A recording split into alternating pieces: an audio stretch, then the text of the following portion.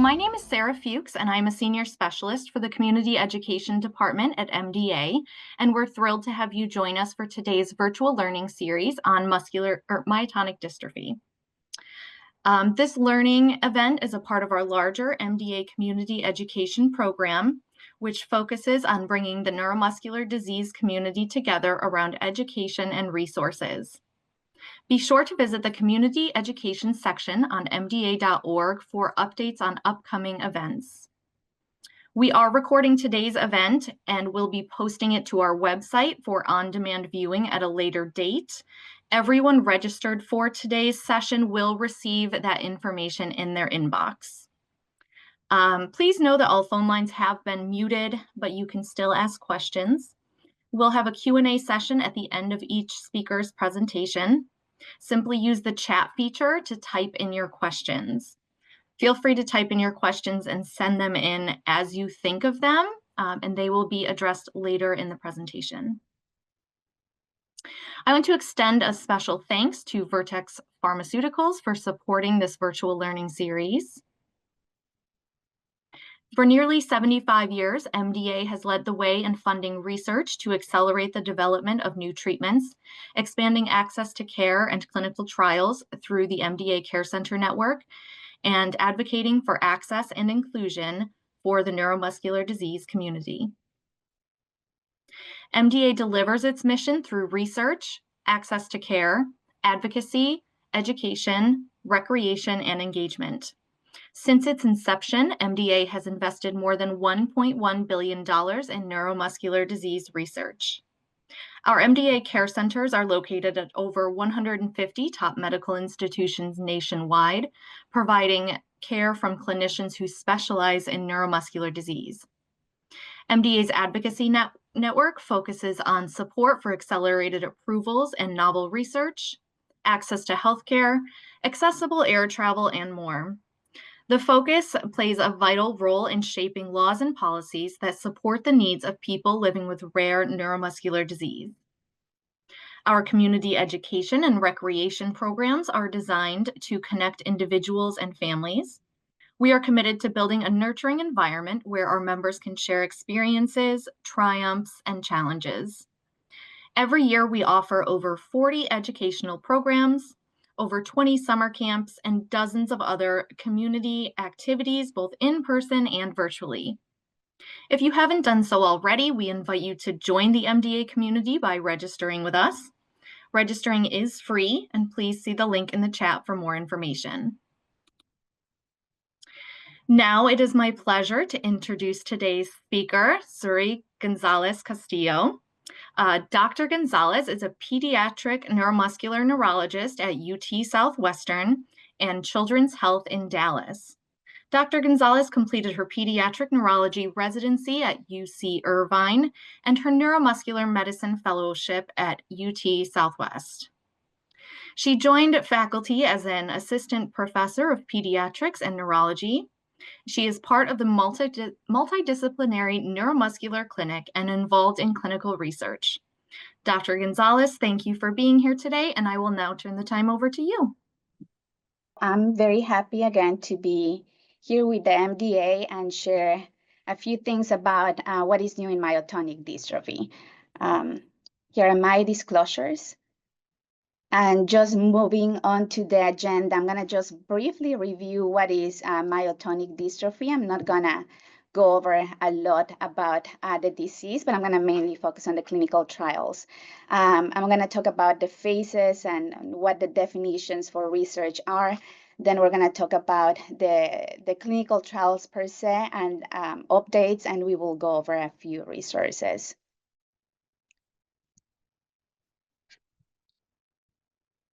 So first of all, what is myotonic dystrophy? Myotonic dystrophy is a neuromuscular disorder. However, even though it's a neuromuscular disorder, it also affects multiple other systems, and there's going to be high variability of muscle and extra muscle symptoms. This is a progressive disease. The prevalence studies on myotonic dystrophy vary a lot, especially when we talk about the subtypes. But one of the meta-analyses says that, again, myotonic dystrophy type 1 tends to be the more common form of the disease. We can see worldwide is 1 in 3 to 8,000 persons, compared to myotonic dystrophy type 2 that tends to be less prevalent. Approximately 2% of the patients with myotonic dystrophy will have type 2, and that will be around 2.29 cases per 100,000 of patients. There's going to be two types of myotonic dystrophy. They're going to be caused by different mutations on different genes. Type 1 is due to a mutation on the DMPK gene, and this mutation is going to lead to a trinucleotide or CTG repeat expansion, and as I mentioned before, is going to be the most prevalent form of the disease. Now, myotonic dystrophy type 2 is due to a different mutation, is the CNBP gene, and this is going to lead actually to a tetranucleotide repeat expansion and tends to be the less prevalent or less common form of the disease. Now, when we think about myotonic dystrophy type 1, there is going to be some phenotypes that are going to depend mainly on time of onset and tends to be, or they tend to have a correlation with the number of CTG repeats. Now, we might see some clinical signs. There can be some overlap even between the phenotypes, but the congenital form of DM1 tends to start at birth. They typically have more than 1,000 repeats, and they have, again, a more severe presentation at birth. They can have respiratory failure. They can have severe low tone or hypotonia, that would be the medical term. They can have severe contractures and other cardiorespiratory complications. Now, the childhood phenotype, the onset, it will be in between 1 to 10 years of age. The repeat size tend to vary in between 50 all the way to 1,000. And these patients can have cardiac implications. They can have weakness and can also have cognitive impairment. The juvenile form or adult onset, it will be in between 10 to 30 years of age, similar number of repeats compared to the childhood subtype. And again, we can see this multi-systemic involvement with weakness and myotonia. And then we have a mild late onset that has been described in the literature. It can start from ages 20 all the way to late adulthood, up to 70 years of age. And the CTG repeat can vary from 50 to 100 repeats. Again, they can have, in general, some weakness, myotonia, presence of cataracts, and atrophy. Now, there is something called the anticipation phenomena. And what that means is that over time, that repeat that I was talking about is going to increase. And this is going to lead to worsening of the severity of the disease and decreased age of onset with successive generations. Now, as I mentioned before, myotonic dystrophy is a multi-systemic involvement. There's going to be great overlap in between the two types that I briefly mentioned before. But again, it's going to be very important to have a close follow-up and monitoring of several organs for these patients, so every single concern can be addressed. Now I'm gonna talk about the pathogenesis of the disease, because I think this is gonna help us understand the mechanism of action, but also what the clinical trials are trying to target to help with the symptoms of the disease. If we think about muscle cell or every cell, we have a nucleus where the DNA is, and the DNA is gonna be that having that recipe to make something. In this case, it's going to be proteins. Now, the DNA cannot leave the nucleus, and what happens is that the cells make a copy that is called the RNA that is going to leave the nucleus, and that RNA is carrying that information to make the proteins. Now, I'm going to just refer to the pathogenesis for DM1. However, what we think is that the pathogenesis tends to be similar in patients with myotonic dystrophy type 2. Now, for some reason, the mutation on the DMPK gene, what is gonna lead to is, again, an expansion of the nucleotide, and instead of having a normal RNA, they're gonna make these structures here that look like a hairpin, and these abnormal structures are gonna trap very important proteins that are gonna regulate several other proteins in different parts of the body. Example, these can alter the chloride channel in the muscle, and that can actually lead to myotonia. It can also alter the insulin receptor, and that can lead to insulin resistance. If this affects, again, some of the channels in the heart, that can alter the rhythm or the conduction. And again, we can see similar implications in the muscle and in the brain. All these abnormal splicing of the proteins is called spliceopathy. So why is very important to know about the pathomechanisms? There are going to be some therapeutic approaches in research that are going to try to target different areas of these abnormal RNA.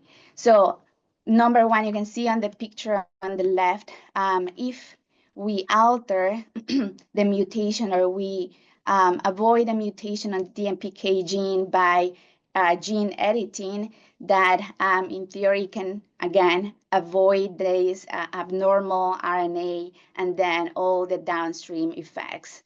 Another target that has been or is being studied is, again, the inactivation of this toxic RNA. As I mentioned before, this abnormal RNA tends to form these hairpin loops that are going to trap the proteins. And if we find a way to inactivate this RNA, then again, we will try to avoid all the downstream side effects. And a third point will be, okay, can we modulate these proteins that are getting trapped in this toxic RNA, and by modulating these proteins, then improve the disease. And number four, it will be all the way down if we can, again, kind of modulate the downstream signaling pathways of the abnormal splicing and the abnormal RNA. On the right, you can see just a brief summary of some of the medications that have been targeting these different steps. Before I move ahead with specific clinical trials, I was just going to mention in general, when we talk about research, we have research that will focus on knowing more about the disease.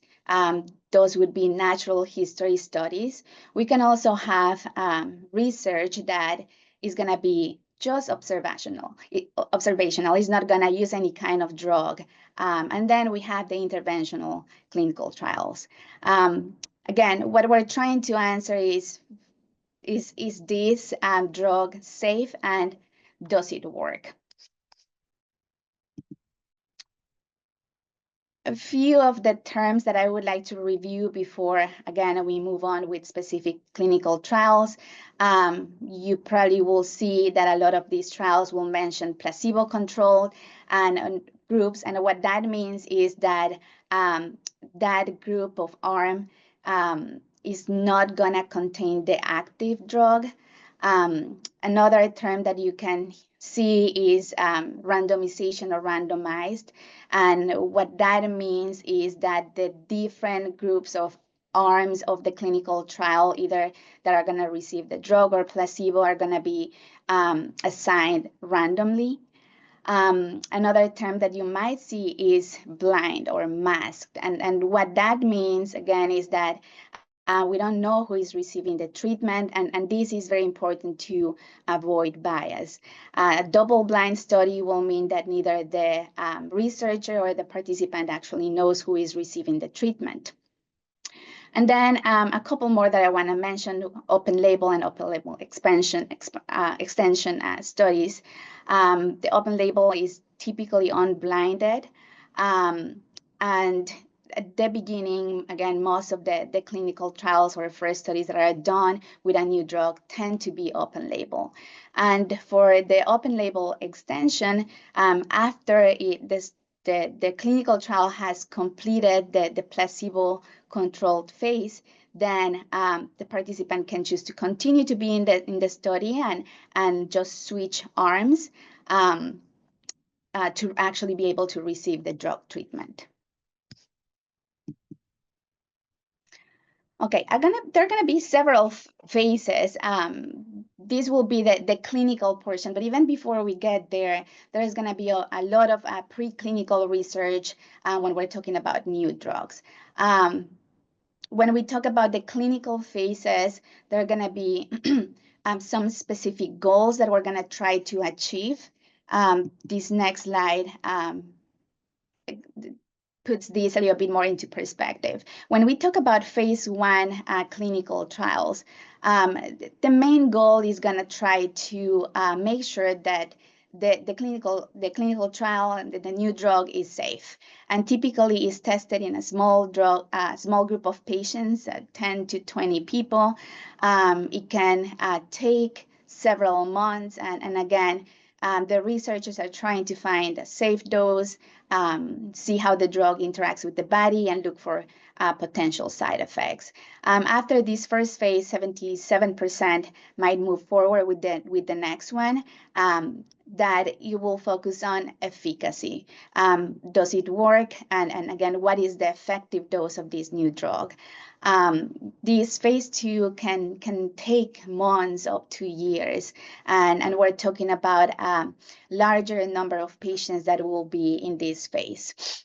Up to 33% of these participants, clinical trials might move into a phase 3 that is a confirmatory phase.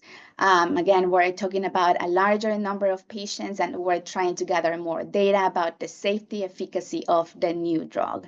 And after the phase 3, then the results will be presented to the FDA. And if the new drug is approved, even after approval, there is going to be post-marketing, where we're still gathering data about safety and the efficacy of the new drug.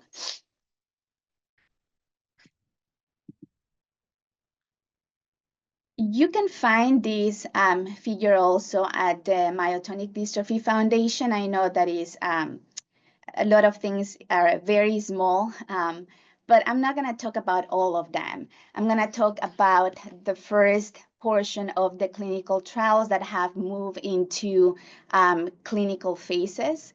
But if you're interested in learning more about each one of these, you can find these again at the Myotonic Dystrophy Foundation. I'm going to start with END-DM1. This is a natural history study. This is a clinical trial that is trying to, again, characterize the disease severity and the progression. It's planned to be a 2-year study, and they're planning to recruit 700 participants in between 18 to 70 years old with myotonic dystrophy type 1. And there are going to be multiple sites that are going to be included. Again, the main goal or objective of this clinical trial is to understand better the disease and establish biomarkers for this. As I mentioned before, the importance of these natural history studies, in order for us to be able to find a new drug, we need to first better understand the disease. The next one that I'm going to mention is REACH-CDM study from Memo Pharma. This has been completed. This is a tideglosib, it's an oral medication that what it's gonna do is gonna affect this GSK3 beta inhibitor.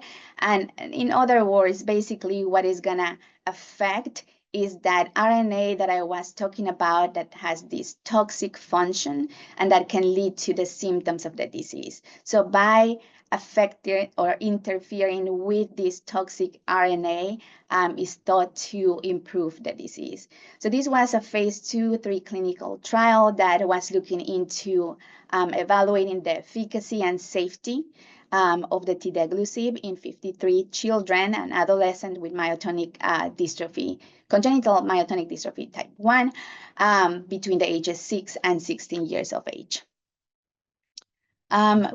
What they saw, and again, this is a randomized, double-blinded, meaning neither the researcher or the participant knew what they were receiving, a placebo-controlled treatment, and it was over 20 weeks. They did see some improvements in the 10-meter walk test, as well as some improvement in the cognitive abilities of the patients and reduction on the levels of the CK. And it was based on these findings that after review by the FDA, they're moving forward with a phase 3 clinical trial, but it's going to be in adults with myotonic dystrophy type 1. The next trial that I'm going to talk about is Marina from Avidity Bioscience. This has been completed. I'm going to talk about the first phase 1 and 2, and then I'm going to give you a brief summary just to understand better about what has been going on. The main goal was to evaluate, again, the safety of a single dose, trying to find, again, what was the right dose. They do these multiple ascending doses of this medication called del-desiran.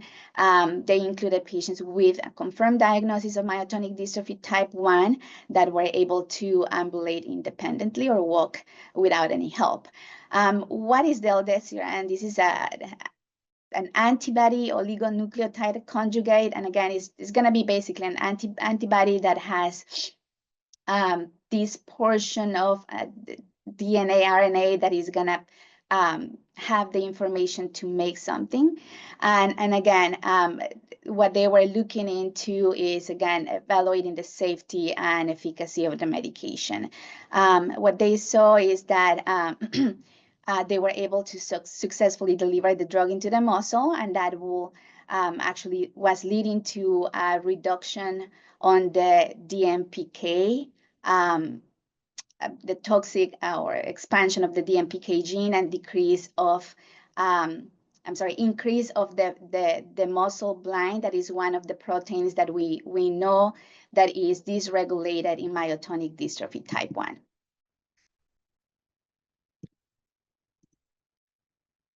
Again, what they were looking into was improvement in myotonia, improvement in muscle strength, as well as improvement in mobility. What they found with the phase 1/2 clinical trial from Marina is that there was improvement in multiple clinical endpoints with a dose of the medication in between 2 to 4 milligrams per kilogram of weight. And they also saw that there was improvement in the myotonia as early as 6 weeks after they were dosed. And this effect was sustained after month 6. And again, they did an evaluation to check for muscle strength. There were several scales that they used, but I'm going to just briefly mention in the next slides. Now, the phase 2 open label study, this is called the Marina OLE, again, from Avidity Bioscience. It's an open label extension that it was looking into evaluating the long-term safety and tolerability of the del-desiran. This was in patients that already completed the Marina trial. And as you can see on this slide, on your right, patients seem to have improvement on myotonia, as well as a composite scale to evaluate muscle strength, as you can see here, compared to patients from the natural history study from NDM1.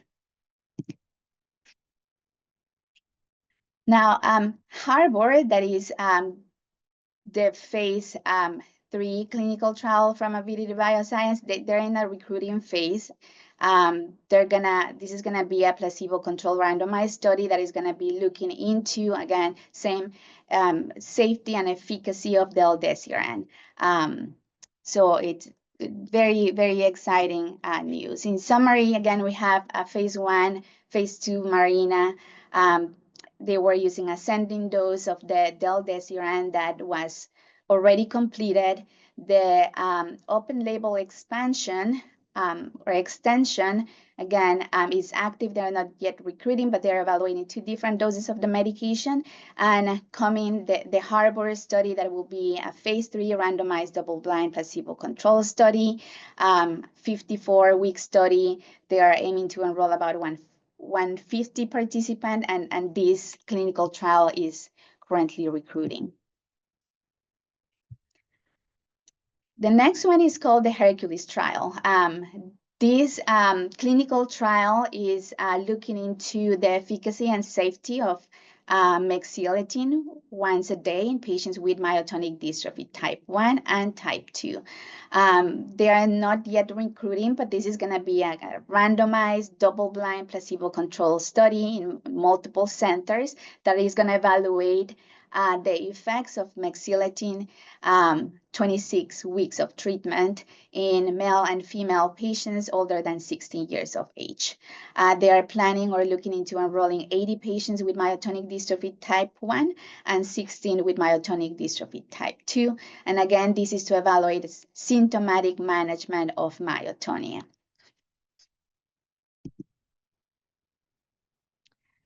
Okay, the next one is Achieve. This is from Dyne Therapeutics. They are with a clinical trial that is recruiting, and they are looking into evaluating the efficacy of Dyne 101. They are going to be recruiting adult patients with myotonic dystrophy type 1. The goal is to enroll about 64 patients, ages 18 all the way to 49. And again, what it's going to target is this abnormal splicing or abnormal expression of the DMPK RNA that I mentioned early on, and evaluate the muscle strength and function of these patients. This is going to be a multiple ascending dose study over 24 weeks. Then they're going to plan to do an open label extension over 24 weeks and a long-term extension. So Dyne 101 is an antisense oligonucleotide that is going to be conjugated to an antibody. And the goal of this drug, again, is going to be to reduce the levels of the abnormal or mutant DMPK RNA that I mentioned early on in the muscle cells. So in general, what they saw is that Dyne 101 had a favorable safety profile, and it seemed to improve the myotonia. It seems to have also show some improvement in the muscle strength, as well as the time that it will take the patients to stand. The next one that I'm going to mention is the Artemir from Artex Biotech. This is a phase 1/2, again, double-blind, placebo-controlled study looking into multiple doses in patients with myotonic dystrophy type 1.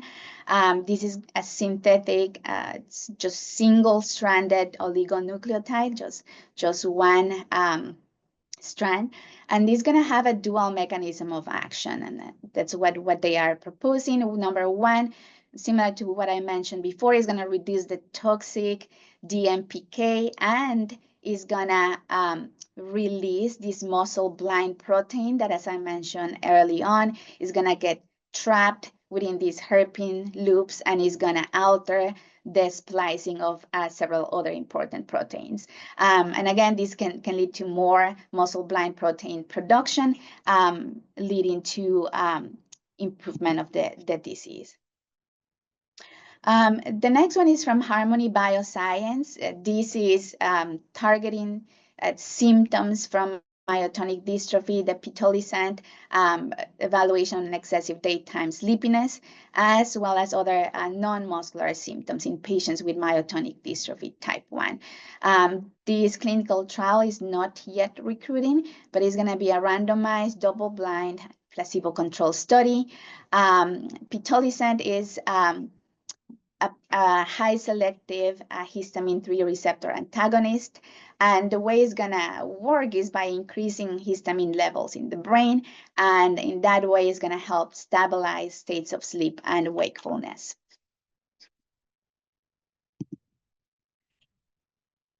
Okay, so with this study, what they were looking into, again, is just to evaluate the safety and efficacy of the pitolisant compared to placebo in treating excessive daytime sleepiness in patients with myotonic dystrophy type 1, as well as to evaluate the impact on fatigue, cognitive function, and overall the burden of the disease.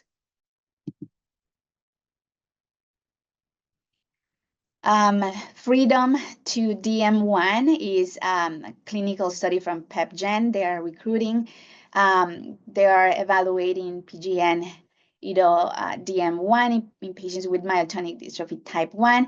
This is a phase 2 randomized, double-blind, and placebo-controlled study in adult participants or patients with myotonic dystrophy. And what this drug is trying to do is to bind these repeats and free this muscle-blind protein from the abnormal or toxic RNA, and with this potentially reduce the symptoms from myotonic dystrophy type 1.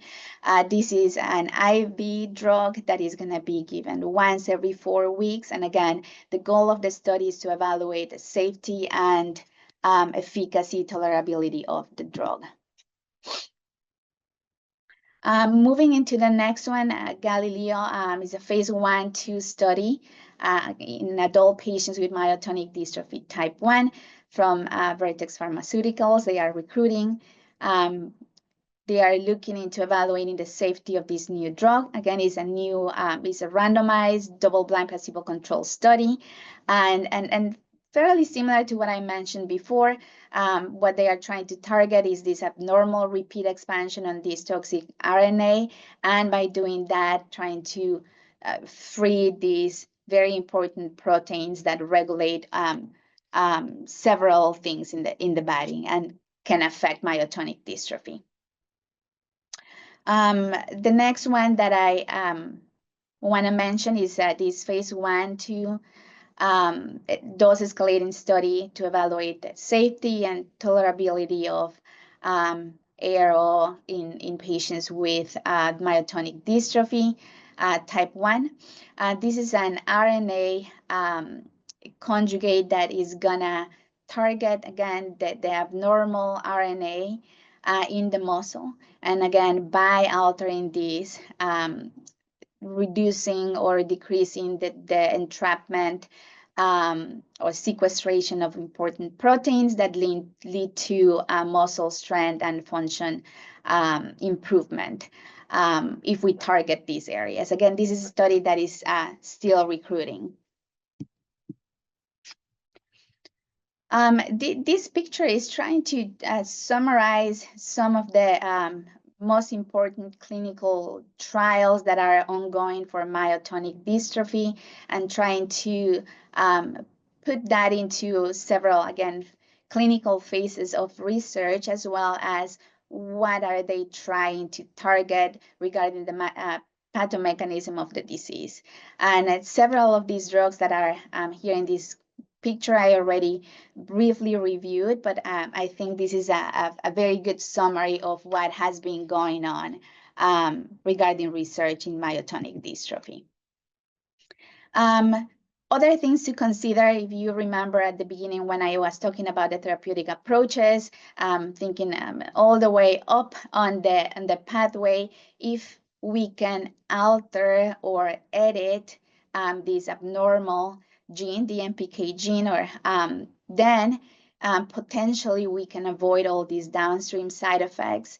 Another technology that is also being studied, not just in myotonic dystrophy, but other neuromuscular disorders, is these adeno-associated virus treatments that basically is gene therapy. So there is a lot of very exciting things going on for myotonic dystrophy. There are several clinical trials that are ongoing. And being part of a clinical trial, again, means that you will be one of the first people to receive a new treatment.